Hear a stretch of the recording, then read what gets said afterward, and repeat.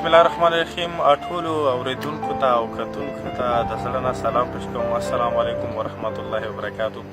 ملګرو تاسو ته لږ څنګه معلومه دی او څو ورځې مخکې مو پوسټ هم کړی د امبولانس حوالې سره. امبولانس ولې ضروري دی او موږ دې کمای ولې محسوسوو، دا ټولو دپاره واضحه خبره دی چې هر یو کور پرژلی لرلی شي، هر یو کور سره اکسیډنټ مسله پېښېدلی شي، هر یو کور کې ډیلیوري کیس پېښېدلی شي.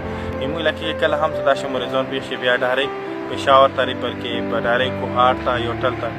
اکثر زموږ علاقې کې بیا د چا ورور الیار کې وفات کېدلی شي، چا مور په لیار کې وفات کېدلی شي، چا ښځه د چا بچی.